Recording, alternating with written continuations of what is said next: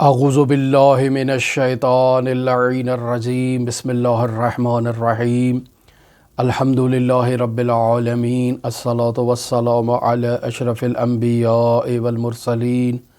وعلی آلہ الطیبین الطاہرین المعصومین الذین اذھب اللہ عنہم الرجس وطہرہم تطہیرا اللہم صل علی محمد وآل محمد اللہم اخرجنا من الظلمات الوہم واکرمنا بنور الفہم اللہم افتح علینا ابواب رحمتک وانشر علینا خزائن علومک برحمتک یا ارحم الراحمین اللہم وفقنا للعلم والعمل بہ۔ عزیزان محترم، ہماری آپ کے ساتھ گفتگو مرحوم آیت اللہ سید محمد حسین حسینیہ طہرانی کی گراں قدر کتاب رسالہ لب اللباب میں جاری تھی، اور آج اس سلسلے کے 58ویں درس کے ساتھ ہم آپ کی خدمت میں حاضر ہوئے ہیں۔ ہم نے عرض کیا کہ سیر و سلوک کے 12 مراحل کمپلیٹ ہو گئے جنہیں آیت اللہ طہرانی نے بیان کر دیا، اور اب اس کے بعد باقاعدہ اس مطلب کو بیان کرنا چاہتے ہیں کہ سیر و سلوک کے طرق یعنی راستے کیا ہیں، کیفیت کیا ہے، یعنی اس سفر میں انسان جب مسافر ہوتا ہے راہ سیر و سلوک کا تو اسے کس کیفیت میں اپنے وجود کو ڈھالنا چاہیے، اور پھر جو اس سفر کے دوران وہ مشاہدات کرتا ہے وہ مشاہدات کس نوعیت کے اس کے لیے ہو سکتے ہیں۔ لہٰذا ہم آیت اللہ طہرانی کی اس عبارت کو آپ کی خدمت میں قراءت کرتے ہیں۔ آپ اپنی کتابیں کھول لیں اور عبارت سے اس مطلب کو دیکھیں کہ آیت اللہ طہرانی کیا کہہ رہے ہیں۔ جہاں کہیں ضروری وضاحت لازم ہوگی ہم آپ کی خدمت میں وہاں وضاحت پیش کریں گے، اور ہم نے عرض کیا تھا کہ آج کے درس میں آیت اللہ طہرانی در واقع 2 عدد واقعات بیان کر رہے ہیں۔ اگر ہمیں توفیق ہوئی تو ہم دونوں واقعات بیان کریں گے، وگرنہ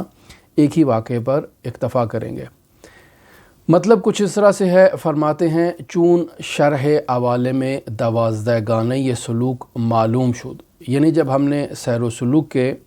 12 عوالم آپ کی خدمت میں بیان کر دیے، اور ان 12 عوالم کی تفسیر بھی آپ کی خدمت میں بیان کر دی کہ یہ 12 عوالم کیسے ہیں۔ حال باید در طریق سلوک، کیفیت مسافرت و سلوک بحث نمود، یعنی جب ہم نے ان 12 مراحل کو پہچان لیا ہے تو اب ہمیں مسافرت کے راستے کو پہچاننا ہے۔ یعنی انسان نے اگر اپنے وطن سے مشہد الرضا آنا ہے تو اس راستے کو پہچانیں کہ کیسے وہ اپنے گھر سے باہر نکلے گا اور مشہد الرضا کی طرف جائے گا۔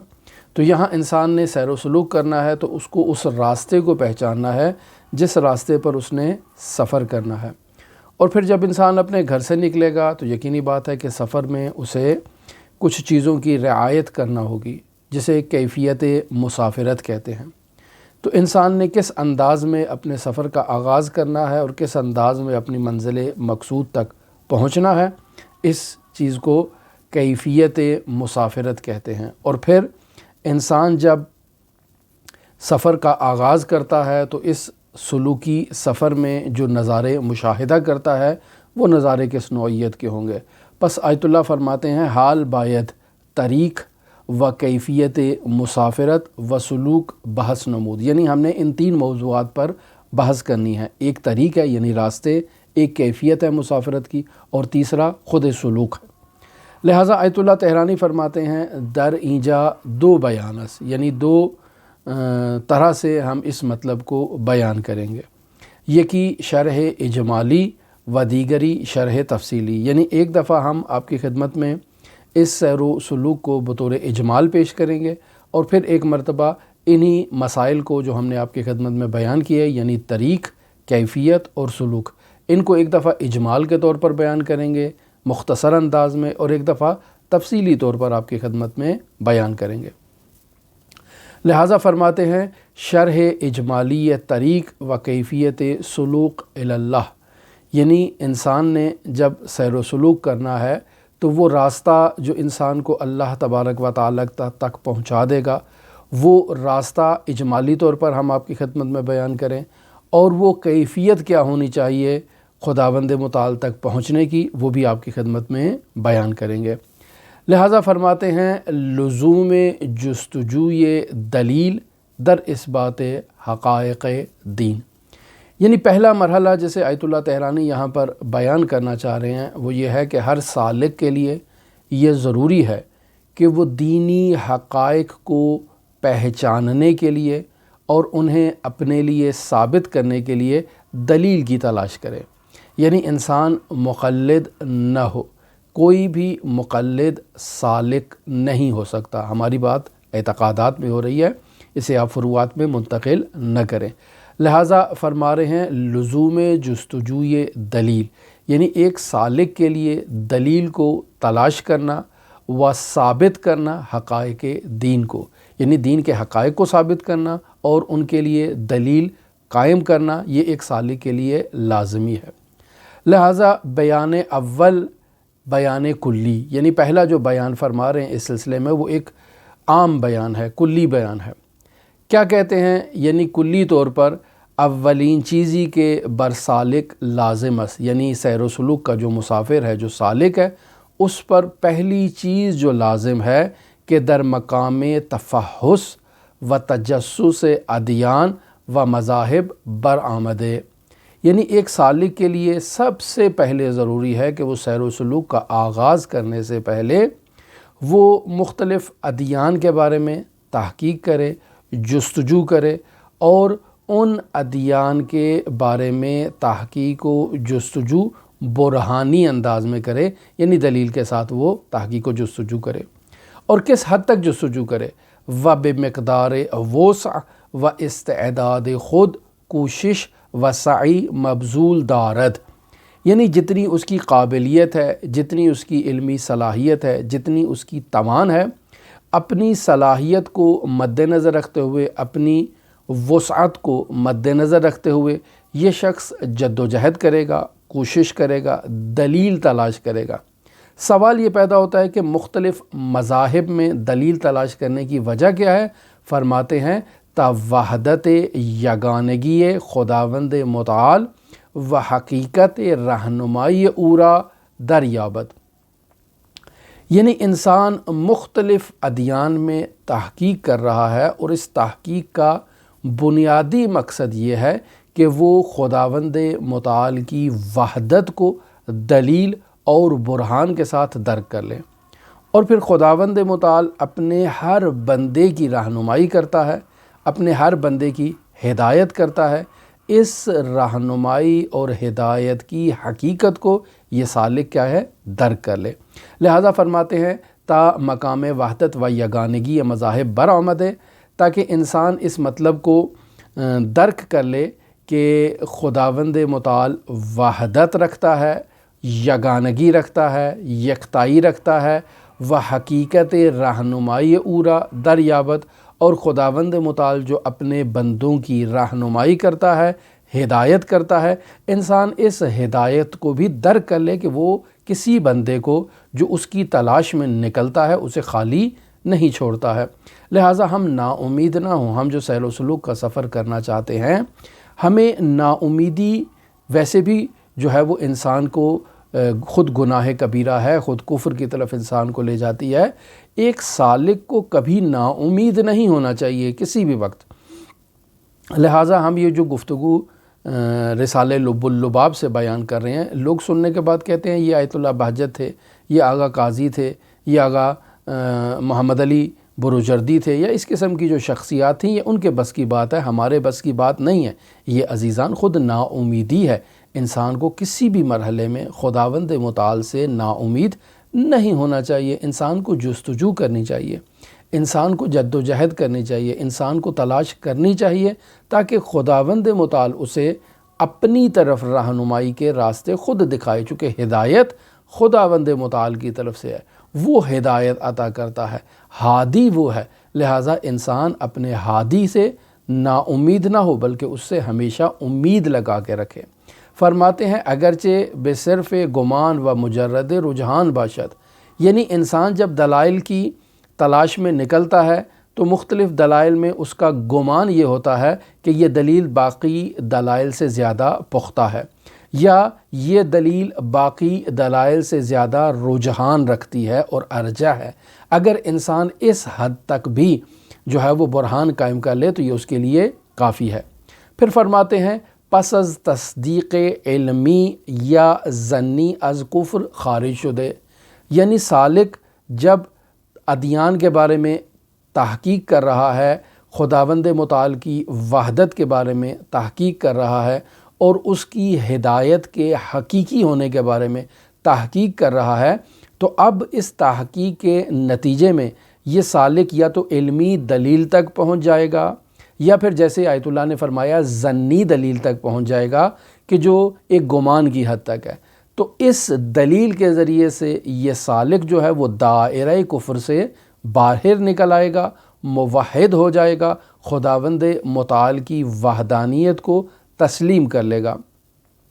اس مرحلے کو اسلام اور ایمان اصغر کہتے ہیں، لہٰذا آیت اللہ فرماتے ہیں وَبِإِسْلام وَإِيمَانِ اصغرین داخل میشود، یعنی سالک نے خداوند متعال کی وحدت کو، خداوند متعال کی یگانگی کو، خداوند متعال کی ہدایت کی حقیقت کو درک کر لیا ہے۔ اب یہ جو درک اس نے کیا ہے اس پر وہ اسلام لے آیا ہے اور ایمان لے آیا ہے۔ اسلام زبان سے لے کر آیا ہے اشہد ان لا الہ الا اللہ وحدہ لا شریک لہ، اور ایمان دل سے لے کر آیا ہے برہان کے ذریعے سے کہ وہ وحدہ لا شریک ہے اور اس کے علاوہ کوئی معبود نہیں ہے۔ بے ہمین مرحلہ اس کے اجماع قائم است کہ برائے ہر مکلفی دلیل برآن لازم است۔ یہاں آیت اللہ تہرانی اس مسئلے کی طرف در حقیقت اشارہ کر رہے ہیں جو توضیح المسائل میں بیان کیا جاتا ہے ابتدائی، کہ اصول دین میں تقلید کرنا حرام ہے۔ بس وہاں کیا ہے؟ وہاں ہر مکلف کی یہ ذمہ داری ہے کہ وہ دلیل قائم کرے، وہ برہان قائم کرے، وہ تحقیق کرے، وہ جستجو کرے، اپنے معبود کو تلاش کرے اور پھر معبود کی طرف سے جو ہدایت کے راستے اس کے لیے بیان کیے گئے ہیں ان ہدایت کے راستوں کو تلاش کرے اور ان پر عمل کرے۔ پس ہر مکلف پر واجب ہے کہ وہ دلیل قائم کرے، وہ برہان قائم کرے، وہ جستجو کرے، کس کے اوپر؟ خداوند متعال کی وحدت کے اوپر اور خداوند متعال کی ہدایت کے طرق کے اوپر۔ پس یہ سیر و سلوک کا ابتدائی مرحلہ جو اسلام اصغر اور ایمان اصغر ہے، یہ ابتدائی مرحلہ سب کے اوپر واجب ہے، یعنی میرے اوپر بھی واجب ہے، آپ میں سے سننے والے ہر فرد کے اوپر واجب ہے کہ وہ اس طرح سے تحقیق کرے اور ہدایت حاصل کرے۔ اب جب انسان نے اس پہلے مرحلے کو کمپلیٹ کر لیا اور تکمیل کر لیا تو فرماتے ہیں پس از سعی و کوشش و کاوش، اگر برائے مکلف ہیچ رجحانی حاصل نشد باید دامن ہمت برمیان ببندد و با سیلاب اشک و نالے و خاکساری در این مرحلے آن طور پافشاری نماید و تضرع و ابتحال دریغ نہ نماید۔ یعنی آیت اللہ تہرانی یہاں ایک بہت ہی اہم مسئلے کی طرف اشارہ کر رہے ہیں۔ اشارہ یہ کرنا چاہ رہے ہیں کہ پہلے ہمارا کام تھا کہ ہم دلیل تلاش کریں، یعنی مختلف مذاہب ہیں، ان مذاہب کے بارے میں تحقیق کریں، جستجو کریں اور ان میں خداوند متعال کی وحدت کے اوپر جو ہے وہ دلیل قائم کریں۔ وحدت پر دلیل قائم کرنے کے بعد ہم خداوند متعال کی طرف سے خداوند متعال کے بندوں کی ہدایت کے لیے جو طریقہ بیان کیا گیا ہے، یعنی رسول خدا صلی اللہ علیہ وآلہ وسلم جو حضرت خاتم النبیین ہیں، ان تک پہنچیں اور ان کے بعد ان کے وسیع حضرت سید الاوصیاء امیر المؤمنین علی ابن ابی طالب علیہ آلاف و تحیت و ثنا تک پہنچیں دلیل اور برہان کے ذریعے سے۔ پس یہ ہر سالک کی ذمہ داری ہے کہ وہ عقیدہ توحید پر، عقیدہ نبوت پر اور عقیدہ امامت کے اوپر دلیل اور برہان خود سے قائم کرے، چاہے اس کی یہ دلیل قطعی ہو، علمی ہو یا دلیل اس کی ظنی ہو، کافی ہے، دلیل ضرور قائم کرے۔ اب اگر ایک سالک نے جستجو کی ہے، تحقیق کی ہے اور عقیدہ توحید پر دلیل اس کو نہیں ملی ہے، عقیدہ نبوت پر اسے دلیل نہیں ملی ہے، عقیدہ امامت پر جو ہدایت کے دو راستے ہیں نبوت اور امامت، ان دو راستوں پر سالک کو دلیل نہیں ملی ہے، کیا اب سالک کیا کرے؟ اب یہاں اس کا کیا وظیفہ ہے؟ تو یہاں نہایت اہم وظیفہ سالک کا شروع ہو جاتا ہے، اور وہ یہ ہے کہ وہ خداوند متعال کی بارگاہ میں گڑ گڑائے کہ وہ اسے ہدایت عطا کرے، تضرع کرے، زاری کرے، خداوند متعال کے حضور جو ہے وہ اپنی عاجزی کا اظہار کرتے ہوئے، اپنی جبین کو خاک پر رکھتے ہوئے، اور خداوند متعال کے حضور سجدہ ریز ہو جائے اور آنسو بہائے، گڑ گڑائے، خداوند متعال سے تقاضا کرے کہ وہ ہماری ہدایت کرے اور ہمیں درست راستہ دکھائے۔ لہٰذا آیت اللہ طہرانی فرماتے ہیں کہ پس از سعی و کوشش و کاوش، ایک سالک نے کوشش کی، جد و جہد کی، اور اس تمام جد و جہد اور کوشش کے بعد اگر برائے مکلف ہیچ رجحانی حاصل نہ شد، یعنی نہ اس کے پاس خداوند متعال کی توحید کے اوپر کوئی دلیل ہے، نہ اس کے پاس کوئی خداوند متعال کی ہدایت یعنی نبوت اور امامت اس کے اوپر اس کے پاس کوئی دلیل ہے، اب جب اس کے پاس کوئی دلیل نہیں ہے تو باید دامن ہمت برمیان بے بندت، تو سالک کے لیے یہ ذمہ داری ہے کہ اپنی کمر کو اچھی طرح سے کس کے باندھ لے، وبا سیلاب اشک و نالے و خاکساری در این مرحلے آن توری پافشاری نمایت و در تضرع و ابتحال دریغ نہ نمایت، یعنی سالک کی یہ ذمہ داری ہے کہ وہ اپنی کمر کو کس کے باندھ لے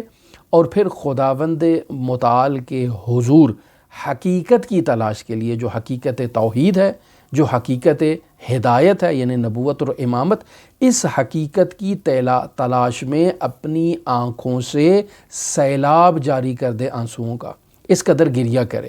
نالہ کرے خداوند متعال کی حضور، فریاد کرے، آہو بکا کرے،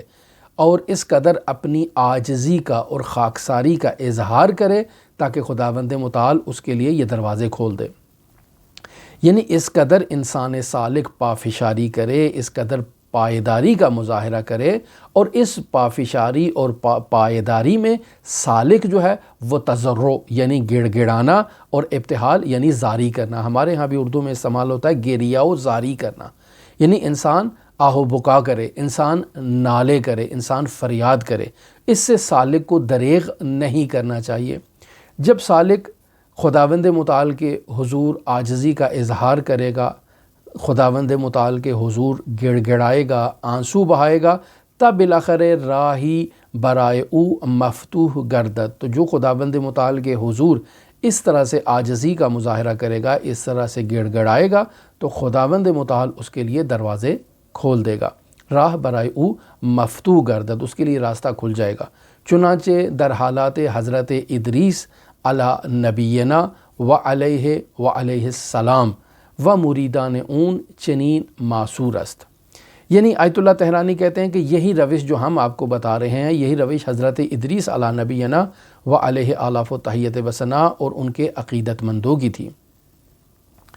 یہاں پر وہ واقعہ جو حضرت ادریس کی خدا پرستی سے متعلق ہے کہ کیسے انہوں نے خداوند متعال کی توحید کو درک کیا، کیسے انہوں نے خداوند متعال کی ہدایت کو درک کیا، یہ واقعہ ہم آپ کی خدمت میں یہاں جو آیت اللہ طہرانی نے بیان کیا ہے اسے نقل کرتے ہیں۔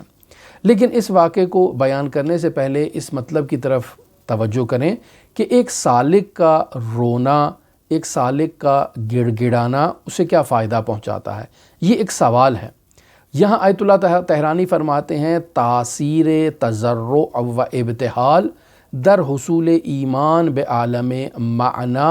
مراد از ابتحال و تضرع آن است کہ سالک بے عجز و ناتوانی خود واقف گشتے و از صمیم قلب ہدایت خود را خواستار گردد۔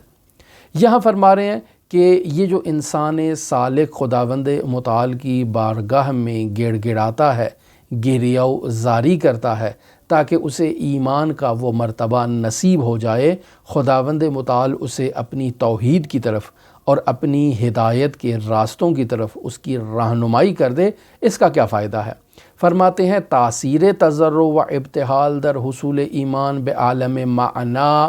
مراد از ابتحال و تضرع آن است۔ اس کی کیا تاثیر ہے؟ تضرع کرنے کی اور گریہ و زاری کرنے کی کہ انسان اس عالم مادہ سے عالم معنی کی طرف منتقل ہو جائے اور خداوند متعال کی توحید کو درک کر لے، خداوند متعال کی ہدایت کو درک کر لے، اس ابتحال اور تضرع کا کیا فائدہ ہے، اس کی کیا تاثیر ہے اور اس سے کیا مراد ہے، بیان کر رہے ہیں کہ سالک بے عجز و ناتوانی خود واقف گشت ہے، یعنی یہ سالک بہت مالدار ہے، بہت پیسوں والا ہے، یا میری طرح کوئی غریب آدمی ہے، علی ای حال یہ سالک اپنی عاجزی کا اعتراف کرے گا، یعنی جب اس نے تمام کتابیں کھنگال لیں، اس نے تمام دلائل اور برہان کو اچھی طرح سے دیکھ لیا، اسے پھر بھی کوئی راستہ نہیں ملا، تو یہ اس بات کی دلیل ہے کہ یہ عاجز ہے، یہ ناتوان ہے، یہ ضعیف ہے، یہ کمزور ہے سالک۔ اس بات کی حقیقت تک یہ سالک برہانن بھی پہنچ جاتا ہے کہ میں نے بہت جستجو کی، بہت کتابوں کا مطالعہ کیا، بہت تحقیقات کی، لیکن کسی نتیجے پر نہیں پہنچا۔ اس کا مطلب ہے کہ میں کمزور ہوں، میں عاجز ہوں، میں ناتوان ہوں، یہ ظاہری طور پر۔ وَأَز صمیم قلب، اور نہایت اپنے دل کی گہرائیوں کے ساتھ میں خداوند متعال سے ہدایت کا طلبگار ہوں، لہٰذا اس کے حضور گڑ گڑا رہا ہوں، اس کے حضور گریہ وزاری کر رہا ہوں، اس کے حضور جو تقاضا کر رہا ہوں، اس کی بنیادی وجہ یہ ہے کہ میں نے اپنی تمام کوشش جو ہے اس سے دریغ نہیں کی، اس کوشش کو میں نے بروئے کار لایا، اپنی تمام جد و جہد کو میں نے انجام دیا، لیکن اس کے باوجود میں اپنی عاجزی کا اعتراف کر رہا ہوں کہ میں کسی نتیجے تک نہیں پہنچ سکا۔ اب جب میں نتیجے تک نہیں پہنچ سکا تو فرماتے ہیں بدیہیست حق متعال ہرگز بندے مسکین خود را کہ جویائے حق و پویائے حقیقت است البتے یلے و رہا نخواہد نمود، یعنی آیت اللہ تہرانی کہہ رہے ہیں کہ وہ سالک جو علمی براہین کی جستجو کے بعد اب جو ہے وہ اس عاجزی تک پہنچ چکا ہے کہ یہ برہان اسے کسی نتیجے تک نہیں پہنچا سکے، لہٰذا خداوند متعال کے حضور گریہ وزاری کرتے ہوئے، گڑ گڑاتے ہوئے، وہ اپنے دل کی گہرائیوں سے خداوند متعال سے ہدایت کا جب تقاضا کر رہا ہے تو یہ واضح سی بات ہے، یہ روشن سی بات ہے کہ خداوند متعال اپنے ایسے بندے کو جو اس کی بارگاہ میں گڑ گڑاتا ہے، اس کی بارگاہ میں گریہ وزاری کرتا ہے، روتا ہے، آہو بکا کرتا ہے، خداوند متعال اس مسکین بندے کو کبھی بھی خالی ہاتھ واپس نہیں لوٹائے گا۔ کیوں؟ چونکہ یہ بندہ مسکین حق کی تلاش میں خداوند متعال کے جو ہے وہ اس کو تلاش کرنے کے لیے بھٹک رہا ہے، اسے تلاش کر رہا ہے، یہ پویائے حقیقت ہے، یعنی حقیقت کو تلاش کر رہا ہے۔ اگر کوئی سالک اس طرح سے، اس عشق کے ساتھ سے، اس ولولے کے ساتھ سے خداوند متعال کو تلاش کرے، البتے یلے و رہا نخواہد نمود، تو ایسے سالک کو خداوند متعال ہرگز ہرگز تنہا نہیں چھوڑے گا اور خداوند متعال اس کی ہدایت کرے گا۔ لہٰذا آیت کو نقل کرتے ہیں سورہ عنکبوت کی 69 آیت ہے، بسم اللہ الرحمن الرحیم والذین جاہدوا فینا لنہدینہم سبلنا۔ خداوند متعال نے قرآن مجید میں کہہ دیا ہے جو ہماری تلاش میں نکلے گا اور جہاد کرے گا، جد و جہد کرے گا، لنہدینہم سبلنا، تو یہ ہماری ذمہ داری ہے کہ ہم اس کو اپنے راستے خود بخود دکھا دیں گے۔ اب اگر علمی اعتبار سے وہ ہمارے راہ میں جہاد کر رہا ہے اور نتیجے تک نہیں پہنچا تو اب ابتحال کرے، اب تضرع کرے، تو اب اس ابتحال اور تضرع یعنی گریہ وزاری اور گڑ گڑانے کے نتیجے میں ہم اسے لنہدینہم سبلنا، ہم اسے اپنے راستوں کی طرف ہدایت کر دیں گے۔ یہ خداوند متعال کا وعدہ ہے۔ اگر ہم اپنے گریبان میں جھانک کے دیکھیں جو آج ہم خداوند متعال سے مایوس ہو چکے ہیں، ہم ان علماء کے واقعات بیان کرتے ہیں، ان علماء کے واقعات کو سنتے ہیں، پڑھتے ہیں، آغا بہجت ایسے تھے، آغا قاضی ایسے تھے، آغا مرحوم مفسر قرآن علامہ طباطبائی ایسے تھے، تو ہم کہتے ہیں کہ یہی افراد ہو سکتے ہیں، ہم نہیں ہو سکتے۔ جب ہم ائمہ معصومین کے حالات زندگی پڑھتے ہیں تو وہاں ہمارے پاس ایک دلیل ہے، ایک برہان ہے، جسے ہم سامنے رکھ کے اپنی عجز و ناتوانی کا اظہار کر دیتے ہیں اور کہتے ہیں کہ وہ تو معصوم تھے، وہ معصوم تھے لہٰذا ان کی عبادت ایسی ہو سکتی ہے، وہ معصوم تھے لہٰذا ان کی زندگی ایسی ہو سکتی ہے، وہ معصوم تھے لہٰذا وہ یہ مدارج عالیہ تک ان کا ہونا یہ ایک فطری سا عمل ہے، لہٰذا وہاں ہم ان کی عصمت کو لے آتے ہیں، ان کی علو درجے کو لے آتے ہیں، ان کی خداوند متعال سے ایک نسبت کو بیان کر کے ہم اپنے لیے برہان قائم کر دیتے ہیں کہ وہ جب خدا کی طرف سے ہیں، خدا کے لیے ہیں، تو ہم تو ان تک پہنچنا محال ہے، ہم تو ان تک پہنچ نہیں سکتے، لہٰذا ہم اپنا دروازہ بند کر دیتے ہیں۔ اور جب آغا بہجت جیسے، آغا قاضی جیسے، علامہ طباطبائی جیسے افراد کے حالات بیان کیے جاتے ہیں تو ٹھیک ہے، ہم کہتے ہیں کہ یہ لوگ معصوم نہیں تھے، لیکن یہ محنتیں انہی سے ہو سکتی ہیں، ہم ایسا نہیں کر سکتے ہیں، ہم آغا قاضی، آغا بہجت نہیں بن سکتے ہیں، ہمارے بس کی بات نہیں ہے۔ یہ سیر و سلوک کی باتیں سننے میں بہت اچھی لگتی ہیں، پڑھنے میں بھی بہت اچھی لگتی ہیں، لیکن ایک انسان سالک سن سکتا ہے، پڑھ سکتا ہے اور بہجت و سرور حاصل کر سکتا ہے، یعنی جب وہ سنتا ہے تو اس کے قلب میں ایک سرور آتا ہے، ایک خوشحالی آتی ہے، ایسا ہو سکتا ہے، لیکن یہ میرے اور آپ جیسے ایک سالک کی بس کی بات نہیں ہے۔ ہم اس مطلب کو لے کر آتے ہیں، در واقع ہم نے اپنے گریبان میں جھانک کے دیکھا ہی نہیں ہے۔ اگر ہم اپنے گریبان میں جھانک کے دیکھیں تو دو چیزیں صرف بیان کی جاتی ہیں۔ ایک چیز جسے بیان کیا جاتا ہے وہ ہے گناہوں سے دوری، اور دوسری چیز جسے مرحوم قاضی اور مرحوم بہجت بیان کر رہے ہیں وہ ہے نماز کی اول وقت میں ادائیگی۔ تو ہم اپنے گریبان میں جھانک کے دیکھیں کہ کس حد تک ہم گناہوں سے دوری کر رہے ہیں۔ آیا ہم نے وہ ریاضتیں کی ہیں کہ ہم لا عقل اپنی زندگی میں ان امور کو جو خداوند متعال نے حرام قرار دیے ہیں، کیا ہم نے ان امور سے اپنا دامن خالی کر لیا ہے، اپنا دامن چھڑا لیا ہے، اپنا پیچھا چھڑا لیا ہے؟ جب ابھی تک ہم حرام میں مبتلا ہیں تو کیسے کہہ سکتے ہیں کہ ہم مدارج عالیہ طے نہیں کر سکتے؟ عزیزان، آپ پہلے گناہ کی وادی سے تو اپنا جو ہے وہ دامن چھڑائیں، اپنے دامن کو، اپنے پہلو کو گناہوں سے تو آزاد کریں۔ ایک طرف سے ہم نے اپنے وجود کے ساتھ گناہوں کو آویزاں کر رکھا ہے، اور پھر کہتے ہیں کہ ہم سیر و سلوک بھی کرنا چاہتے ہیں، لیکن سیر و سلوک کے مدارج پر پہنچنا اور ان مقامات کو درک کرنا ہمارے بس کی بات نہیں ہے۔ کتنا وقت ہمارا 24 گھنٹوں میں خداوند متعال کے لیے ہوتا ہے؟ ہم نماز پڑھتے ہیں، 5 وقت دن میں نماز پڑھتے ہیں، یہ نماز ہمارے اوپر واجب ہے، جیسے بھی پڑھتے ہیں، اچھے انداز میں پڑھتے ہیں، حضور قلب کے ساتھ پڑھتے ہیں، حضور قلب کے بغیر پڑھتے ہیں، لیکن ہم 5 وقت کی نماز پڑھ لیتے ہیں۔ یہ نماز کو علیحدہ رکھیں۔ کیا نماز کے علاوہ بھی ہم نے خود کو خداوند متعال کے لیے ایک وقت مقرر کر رکھا ہے جس میں ہم خداوند متعال سے رابطہ کریں، خداوند متعال سے گفتگو کریں، خداوند متعال سے ہم کلام ہوں، خداوند متعال سے بات کریں؟ تو اگر ہم اس پہلو کو دیکھیں گے تو ہمارا دامن اس سے خالی ہے۔ خوب، نماز پہ آ جاتے ہیں۔ کیا نماز جو 5 وقت کی ہم ادا کر رہے ہیں، کیا اس نماز میں ہم خداوند متعال سے ہم کلام ہوتے ہیں، یا اس نماز میں ہمارا تمام وقت ادھر ادھر کی فضولیات و لغویات میں گزر جاتا ہے؟ اور بطور معمول ایسے ہی ہے، لیکن پھر بھی یہ نماز اہمیت رکھتی ہے۔ مرحوم آیت اللہ بہجت فرماتے تھے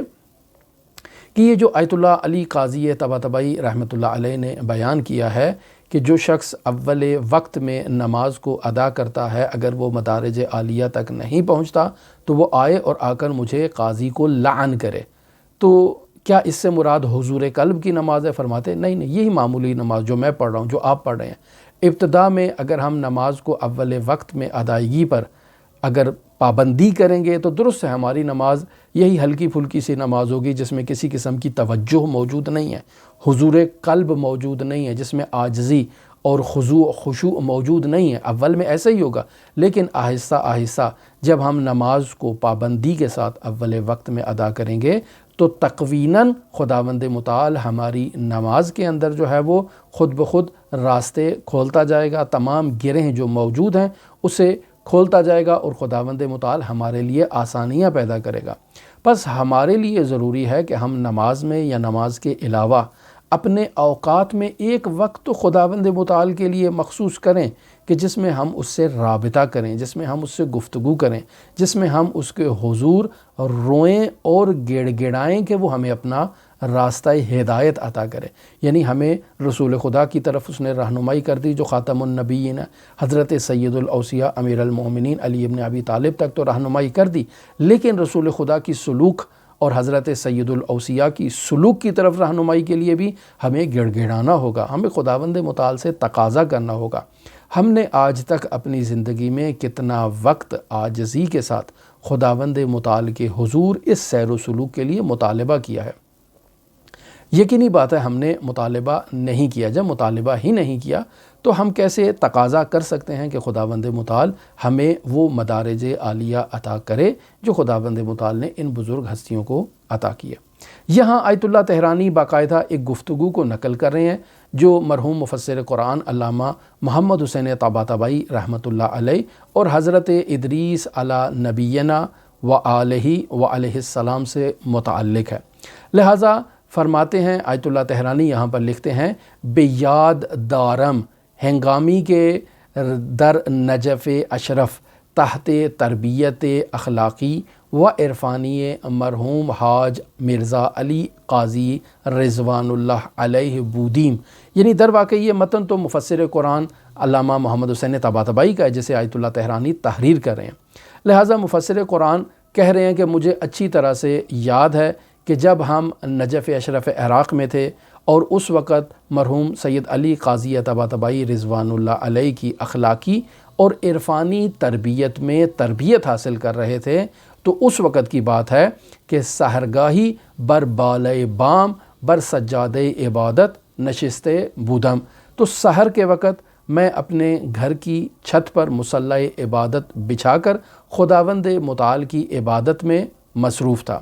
درین موقع نعاسی بمن دست داد، علامہ فرما رہے ہیں کہ اس وقت مجھے ایک اونگ سی آئی، یعنی ایک ایسی کیفیت مجھ پہ طاری ہوئی جس میں انسان کے حواس کی گرفت کمزور پڑ جاتی ہے۔ آپ اسے مکاشفے سے تعبیر کریں، آپ اسے اونگ سے تعبیر کریں یا جس چیز سے بھی تعبیر کریں۔ مفسر قرآن کہتے ہیں کہ مشاہدے کردم، میں نے اس کیفیت میں دیکھا کہ دو نفر مقابل من نشستان، کہ میرے سامنے دو افراد ہیں جو بیٹھے ہوئے ہیں، یکی از آنہا حضرت ادریس علی نبینا و علیہ السلام، ایک ان میں سے حضرت ادریس ہیں کہ خداوند متعال ان پر اپنا درود نازل فرمائے، و دوم دیگر برادر عزیزم و ارجمند خدم آغای حاج سید محمد حسن طباطبائی کہ فعلاً در تبریز سکونت دارند، اور دوسرے میرے بھائی ہیں جو آیت اللہ سید الہی حسن الہی طباطبائی جو اس وقت تبریز میں موجود ہیں، نجف میں موجود نہیں ہیں۔ میں نے پہلے آپ کی خدمت میں یہ واقعہ جب نقل کیا تھا تو وہاں ہم نے بیان کیا تھا کہ وہ بھی اس وقت وہاں پر موجود تھے، جبکہ اس جگہ پر جو علامہ طباطبائی بیان فرما رہے ہیں وہ یہ کہہ رہے ہیں، واضح کہہ رہے ہیں کہ وہ تبریز میں تھے، نجف میں نہیں تھے، نجف میں صرف میں تھا، اور میں اپنے گھر کی چھت پہ مصلی عبادت جب بچھا کے بیٹھا اور تھوڑی سی مجھے ایک مکاشفے کی کیفیت طاری ہوئی اور میں نے مشاہدہ کیا کہ میرے سامنے دو شخصیات ہیں، ایک حضرت ادریس علیہ السلام ہیں اور ایک میرے بھائی جو ہے وہ حجت الاسلام آیت اللہ محمد حسن الہی طباطبائی۔ اب کیفیت ایسی ہے کہ حضرت ادریس بمن مذاکرے و سخن مشغولند، کہ حضرت ادریس مجھ سے گفتگو کر رہے ہیں، توری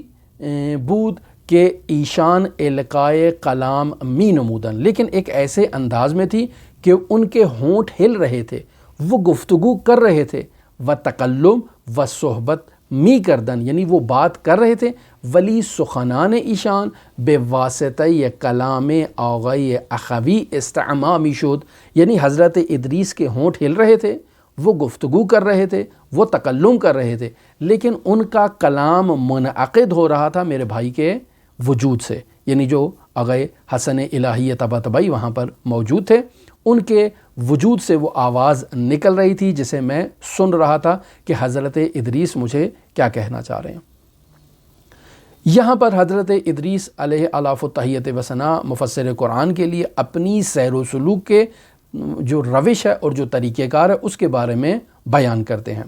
یعنی حضرت ادریس مفسر قرآن کو کہتے ہیں، در زندگانی من اتفاقات و حوادث ہولناکی روی دادے، یعنی حضرت ادریس کہہ رہے ہیں کہ میری زندگی میں ایسے ہولناک واقعات پیش آئے ہیں جسے ہماری عام زبان میں کہتے ہیں کہ ایسے واقعات جس سے انسان کا کلیجہ منہ کی طرف آئے، یعنی ایسے خوفناک اور ہولناک اور وحشتناک واقعات میری زندگی میں پیش آئے ہیں۔ بحسب جریانات عادیہ و طبیعہ حل آنہا محال بھی بے نظر می رسد، یعنی اگر انسان اپنی عام لائف میں اور روٹین کی لائف میں دیکھے تو یہ جو گرہیں میری زندگی میں پڑ چکی ہیں، یہ جو ہولناک واقعات میری زندگی میں آ رہے ہیں، انہیں عام نارمل روٹین کی لائف میں حل کرنا میرے بس کی بات نہ تھی۔ یہ حضرت ادریس کہہ رہے ہیں۔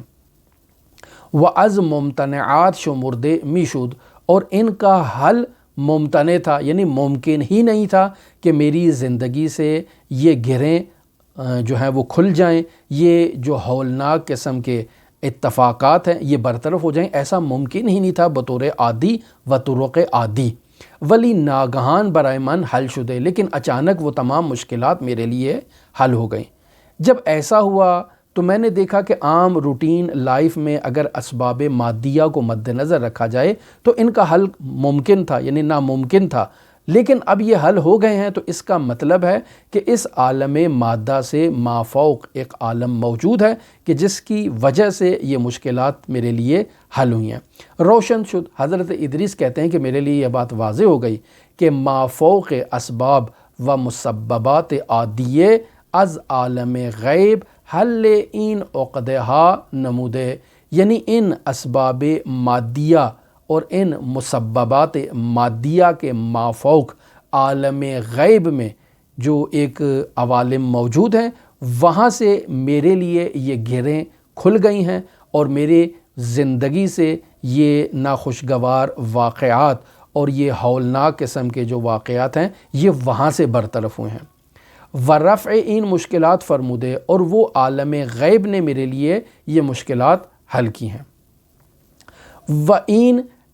اولین انتقالی بود از عالم طبیعت را برائے من بے جہان ماورائے طبیعت پیوست، یعنی حضرت ادریس کہتے ہیں یہ وہ پہلا واقعہ تھا کہ جہاں میں اس عالم مادہ سے عالم ملکوت کی طرف متوجہ ہوا کہ عالم مادہ صرف عالم مادہ نہیں ہے، بلکہ اس عالم مادہ کے مافوق بھی کچھ ایسے عوالم موجود ہیں کہ وہ عوالم اگر اس عالم مادہ پر تھوڑا التفات کریں تو انسان کی مادی مشکلات حل ہو سکتی ہیں۔ ورشتے یہ ارتباط ما ازینجا شروع شد، کہتے ہیں میں نے اپنی زندگی میں ان جو واقعات کے برطرف ہونے سے جو سبق سیکھا ہے وہ یہ سبق سیکھا ہے کہ اس عالم مادہ کے مافوق بھی ایک عالم موجود ہے۔ میری توجہ اس عالم ملکوت کی طرف اور عالم غیب کی طرف جو ہے وہ مبذول ہوئی اور میں اس کی طرف متوجہ ہوا، یہاں سے میرا رابطہ عالم غیب سے بطور جو ہے وہ آغاز شروع ہو گیا۔ یہاں میں آپ کی خدمت میں حضرت ادریس علی نبینا علیہ آلاف و تحیت و ثنا کا وہ مختصر سا واقعہ جسے مرحوم علامہ مجلسی رحمۃ اللہ علیہ نے بہار الانوار کی جلد نمبر 11 میں صفحہ نمبر 271 پر درج کیا ہے، اس واقعے کو آپ کی خدمت میں بیان کر کے اپنی گفتگو کو ختم کرتا ہوں۔ یعنی حضرت ادریس علی نبینا علیہ السلام نے اپنی قوم کو منظومہ شمسی کی طرف متوجہ کرایا، جیسے آپ دیکھتے ہیں کہ حضرت ابراہیم نے بھی ایسے ہی اپنی قوم کو متوجہ کروایا۔ لہٰذا حضرت ادریس نے لوگوں سے کہا کہ یہ آسمان ہے آپ دیکھ رہے ہیں، یہ زمین ہے، پھر وہ سورج ہے، وہ چاند ہے، وہ ستارے ہیں، یہ بادل ہے، پھر بارش آتی ہے ہمارے لیے، یہ سب مخلوقات کسی مدبر خدا اور اس کی قدرت کاملہ کے تحت ہی اپنے مدار میں حرکت کر رہے ہیں۔ یہ کیوں سورج جو ہے وہ رات کو نہیں نکلتا اور دن کو نکلتا ہے؟ ستارے کیوں دن کو نہیں ظاہر ہو جاتے، رات کو ہمارے سامنے قابل رؤیت ہیں؟ یہ بادل آنے سے پہلے بارش کیوں نہیں ہوتی ہے، پہلے بادل آتے ہیں اور بعد میں بارش کیوں ہوتی ہے، برعکس کیوں نہیں ہوتا، یا اس قسم کی چیزیں حضرت ادریس نے اپنی قوم کو ان چیزوں کی طرف متوجہ کروایا اور پھر اس توجہ سے انہیں بتایا کہ ایک مدبر ہے جو ان امور کی تدبیر کر رہا ہے، جو ان کے نظم و نسق کی طرف جو ہے وہ انہیں کنٹرول کر رہا ہے اور اسے سنبھالے ہوئے ہے۔ تو جب ایک مدبر موجود ہے تو پھر ہم کیسے اس مدبر خدا کی طرف توجہ نہ کریں، اور پھر ہم کیسے عبادت جب کرتے ہیں تو کیسے ہم اس کی عبادت کو انجام نہ دیں، اور جب ہم اس کی عبادت کریں تو کیسے ہم اس کی عبادت کا حق ادا نہ کریں؟ یہ کیسے ہو سکتا ہے؟ اس مدبر کی طرف متوجہ ہونا ضروری ہے، اس مدبر کی عبادت کرنا بھی ضروری ہے، اور پھر اس کی عبادت کا حق ادا کرنا بھی نہایت ہی ضروری ہے۔ لہٰذا حضرت ادریس علی نبینا و علیہ السلام نے اس طرح سے اپنی قوم کو منظومہ شمسی کی طرف متوجہ کروایا، اور اس قدر اپنی قوم کی توجہ کو مبذول کروایا، انہیں نصیحت کی، انہیں جو ہے وہ دعوت دی اس مطلب کی طرف کہ ان کی قوم نے ان کے اوپر لبیک کی۔ آغاز میں حضرت ادریس کی قوم میں 7 افراد ہوئے، پھر 7 افراد سے بڑھ کے 1000 افراد تک ان کی قوم پہنچ گئی کہ جو متدین لوگ تھے۔ پھر حضرت ادریس علی نبینا نے اپنی قوم سے یہ کہا کہ ہم ان 1000 افراد میں سے 100 ایسے افراد کا انتخاب کرتے ہیں جو عقیدہ توحید پر سب سے زیادہ پختہ ہوں۔ 100 افراد کا انتخاب کر لیا گیا۔ پھر فرمایا کہ ان 100 افراد میں سے 70 افراد کا انتخاب کرتے ہیں جو عقیدہ توحید میں سب سے زیادہ پختہ ہوں۔ وہ 70 افراد بھی انتخاب ہو گئے، اور پھر 70 افراد میں کہا کہ ہم 10 افراد کو انتخاب کرتے ہیں جو اور مزید زیادہ پختہ تر ہوں۔ 10 افراد انتخاب ہو گئے۔ پھر 10 افراد میں سے کہا کہ ہم مزید 7 افراد انتخاب کرتے ہیں ان میں سے کہ جو سب سے زیادہ برگزیدہ ہوں۔ 7 افراد بھی منتخب ہو گئے۔ اب حضرت ادریس نے کہا کہ ہم 7 افراد خداوند متعال کے حضور دعا کرتے ہیں، راز و نیاز کرتے ہیں، گڑ گڑاتے ہیں، تضرع کرتے ہیں، ابتحال کرتے ہیں، اور باقی 1000 کے 1000 افراد جو ہیں وہ اسی ترتیب کے ساتھ ہماری دعا کے اوپر آمین کہیں گے۔ لہٰذا حضرت ادریس 7 افراد کے ساتھ دعا کرنے کے لیے بیٹھ گئے۔ لہٰذا اس منظومہ شمسی میں سب سے پہلے حضرت ادریس نے زمین پر ہاتھ رکھا اور زمین سے دعا کا مطالبہ کیا، اور زمین سے اپنی مشکلات کے حل کے لیے جو ہے وہ تقاضا کیا۔ اب جب زمین کی طرف متوجہ ہوئے تو کوئی نتیجہ نہیں نکلا۔ پھر حضرت ادریس علی نبینا و علیہ آلاف و تحیت وثنا نے آسمان کا رخ کیا اور آسمان کی طرف اپنے ہاتھوں کو اٹھایا اور دعا کی، اور باقی سب سے کہا آمین کہیں۔ جب ایسا کیا تو اب خداوند متعال نے حضرت ادریس پر اپنی وحی کی اور انہیں علوم کی تعلیم دی خداوند متعال نے، اور حضرت ادریس کو اپنی رسالت پر مبعوث کیا۔ پس آیت اللہ تہرانی یہاں سے یہ نتیجہ اس واقعے سے یہ لینا چاہتے ہیں کہ ہدایت خداوند کسانی را کہ سمیمان و قلبن خواہان ہدایت اند، یعنی وہ لوگ جو خداوند متعال کی سمیم قلب سے یعنی دل کی گہرائیوں سے ہدایت کا مطالبہ کرتے ہیں، خداوند متعال انہیں اپنی طرف ہدایت کرتا ہے، رہنمائی کرتا ہے، حتیٰ انہیں نبوت اور رسالت کے منصب پر مبعوث کر دیتا ہے۔ اس برہان کو برہان ہدایت کہتے ہیں۔ ہماری یہیں پر اپنی گفتگو کو ہم ختم کرتے ہیں، اور مزید اس کتاب سے جو فیض حاصل کرنے کے مراحل ہیں انہیں اپنی آئندہ گفتگو پر موکول کرتے ہیں۔ ہماری دعا ہے کہ خداوند متعال ان نورانی معارف کو سیکھنے، سمجھنے اور ان پر عمل کرنے کی ہمیں توفیق عطا فرمائے۔ حضرت امام علی ابن موسیٰ رضا علیہ آلاف و تحیت وثنا کی نورانی بارگاہ میں آپ تمام دیکھنے والوں کے لیے حضرت کی حضور نائب الزیارہ بھی ہوں اور دعا گو بھی ہوں۔ اللہم صلی علی محمد و آل محمد وعجل فرج قائم آل محمد۔